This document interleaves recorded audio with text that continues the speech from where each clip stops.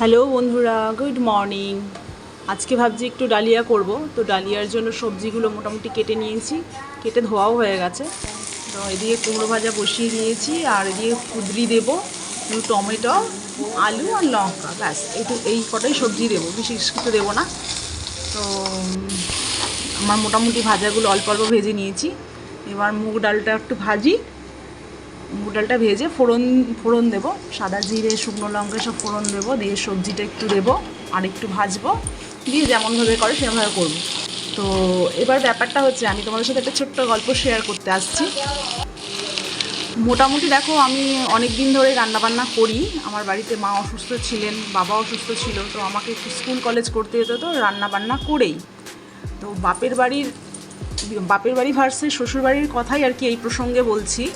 আমার বাড়িতে এমন দিন হয়েছে, ডালে নুন হয়নি, তেল হয়নি, ঝোল হয়নি, আর আমার কলেজ যেতে হবে, আমার পড়াতে যেতে হবে, তো এইসব করে সময় পাইনি। যে যাই হোক, কোনো রকম ভালো মন্দ হয়েছে, বাবা মা সব মেনে নিয়েছে, মানিয়ে নিয়েছে। কিন্তু এইটাই যদি শ্বশুরবাড়িতে হয়, শ্বশুরবাড়িতে বলবে তোমার কি বাপের বাড়ি থেকে কিছুই শিখে আসোনি। শিখে তো সবই এসেছি, কিন্তু কোনো কারণে তো মানুষের নুন মিষ্টির ঝাল একটু বেশি হতেই পারে। তা তোমাদের কি হয় না? তোমাদেরই হয়। তো শাশুড়ির মেয়ে যদি ভুল করে সেটা ভুল নয়, কিন্তু শাশুড়ির কাছে ছেলের বউয়ের ভুলটাই বিশাল বড় ভুল। আর বিশেষ করে বড়রা তো একদম হাদা ক্যাবলা হয়, তারা বউয়ের হয়ে কোনোদিনও কথা বলবে না। কেন, সে মায়ের গালেও চুমু খাবে, বউয়ের গালেও চুমু খাবে। কেন, যাকগে, তার মা কষ্ট করে মানুষ করেছে বলে কথা। আফটার অল বৌমাকে তো আর মানুষ করতে হয়নি, তো এমনিই বড় হয়ে গেছে। আর এবার পড়ে রইল বাকি নুন ঝাল তেলের কথা।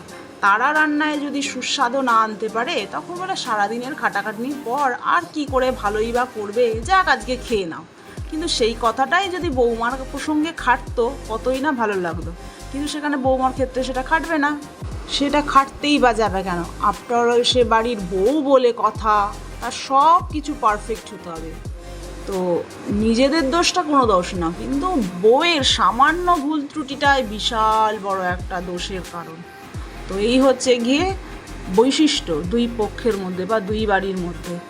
তো চলো বন্ধুরা, দেখতে দেখতে আমার সমস্ত রান্না কমপ্লিট হয়ে গেছে।